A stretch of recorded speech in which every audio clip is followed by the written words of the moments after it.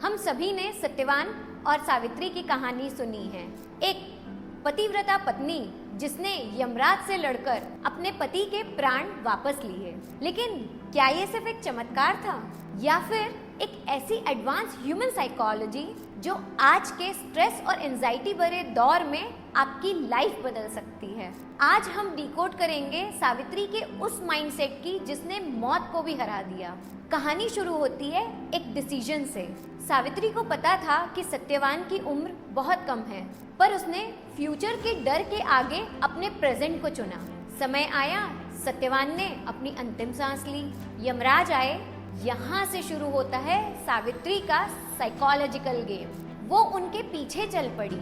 यमराज ने रोका, पर सावित्री ने ना ही रिक्वेस्ट की और ना ही शोर मचाया। वो सिर्फ पीछे चलते रही और ज्ञान और लॉजिक की बातें करते रही।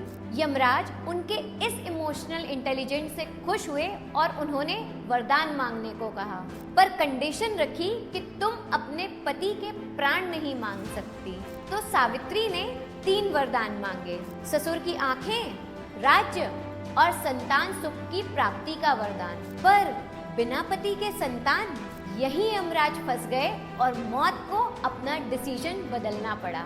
इस स्टोरी में वो 5 पावर्स बताए गए हैं जो हर ह्यूमन को इमोशनली इंटेलिजेंट बनाता है। पहला, इमोशनल रेगुलेशन।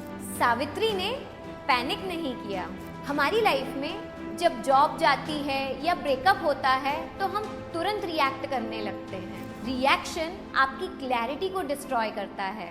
सावित्री ने रिस्पॉन्ड किया, रिएक्ट नहीं।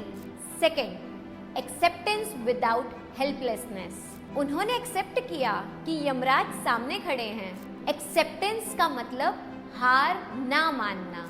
इसका मतलब है सिचुएशन को बिना फिल्टर के देखना। जब आप सिचुएशन को एक्सेप्ट करते हो तभी आप इन्फ्लुएंस कर पाते हो।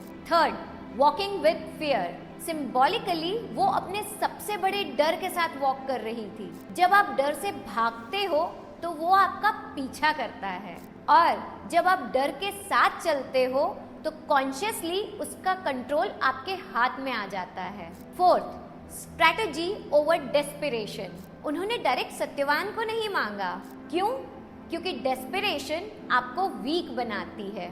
उन्होंने संतान सुख प्राप्ति मांगी, एक ऐसा लॉजिक जो पूरे सिस्टम को हिला दे। स्ट्रैटेजिकली सोचना ही कॉन्शियस हीलिंग का पहला स्टेप है। Fifth, identity stability. सावित्री सिर्फ एक दुखी पत्नी बनकर नहीं रही, वो एक थिंकिंग बीइंग बनी रही। लाइफ कितनी भी बुरी हो, अगर आप अपनी आइडेंटिटी स्टेबल रखते हैं तो पूरी यूनिवर्स को आपके हिसाब से झुकना पड़ता है। तो इससे आज हम क्या सीखते हैं कि आपकी लाइफ का यमराज कुछ भी हो सकता है। क्रॉनिक इलनेस, फाइनेंशियल लॉस या कोई पुराना ट्रॉमा। अगर आप सावित्री की तरह सेंटर्ड हो जाएं तो आप मौत जैसे फाइनल डिसीजन को भी बदल सकते हैं। जीतने के लिए चिल्लाना जरूरी नहीं है, सेंटर्ड होना जरूरी है। मैं हूं अर्पिता चौबे और मॉडर्न साइकोलॉजी के साथ हम ऐसे ही विजडम को ब्लेंड करके आपके सामने कंटेंट लेकर के आते हैं। उम्मीद करती हूँ आपको अच्छा लगेगा। अगर अच्छा लगे तो प्लीज़ लाइक, शेयर और सब्सक्राइब ज़रूर करें। Thank you.